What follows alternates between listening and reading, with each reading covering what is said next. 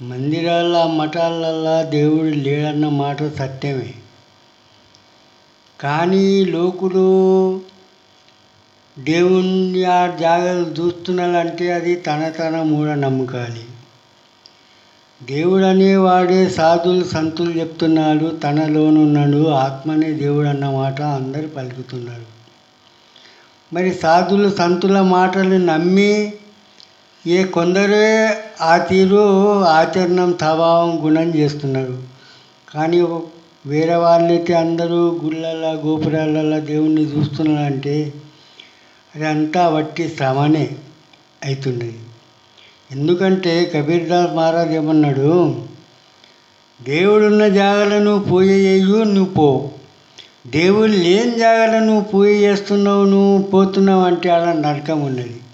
అందుకు సంతుల మాట ముమ్మాటికి సత్యము. సంతుల మాటలు నమ్మి ఆ తీరు మన స్వభావం గుణం చేస్తేనే మనకి కళ్యాణం ఉంది. కానోళ్ళైతే వాళ్ళు కట్టెలల్లో దేవుడు చూస్తున్నాడు, పిడికెళ్ళల్లో చూస్తున్నాడు, మట్టిలా చూస్తున్నాడు, రాళ్ళలా చూస్తున్నాడు అని కానోని పని.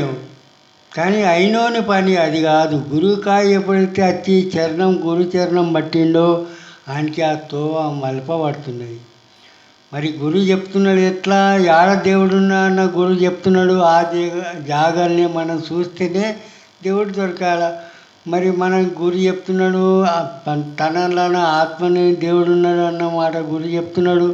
మనం వాళ్ళ మాటల్ని నమ్మక మనం రాతి గుండెల్లో చూస్తున్నాం. అందుకు అది భక్తి అర్థం లేదు దానికి, అది వట్టి సమనే అవుతుంది. అది మొదటి అభ్యాసము ఠీకున్నది. కానోడు ఇట్లా ముందు కూడా కట్టెలల్లో రాళ్ళల్లో రప్పలల్లో చూస్తాడు దేవుణ్ణి. కామాట సత్యమే. కానీ అన్ననే పొద్దంతా పోయి అన్ననే ఆయుష్యం అంతా గడుపుతున్నాడంటే అదంతా శ్రమనే అయిపోతుంది. అందుకు గురు చెప్పిన విధంగా మనము నడిస్తే మనది కళ్యాణం ఉన్నది. మరి అందరు సాధులు సంతులు అంటున్నారు కదా. తుకోజీ మహారాజ్ కూడా అన్నాడు, దగుడాత దేవతలే వడ్రాత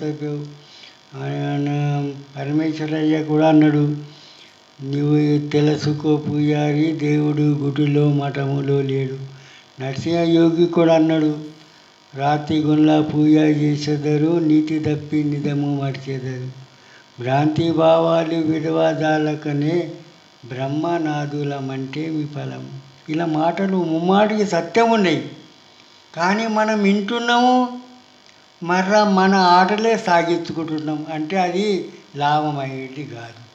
అందుకు మనం భక్తి చేస్తున్నామంటే నిజమైన దేవుణ్ణి గుర్తు చేసుకొని నిజమైన భక్తి చేస్తేనే మనకు ఏమన్నా కళ్యాణము మోక్షం ఉన్నది. లేకుంటే వట్టి శ్రమనే ఉన్నది.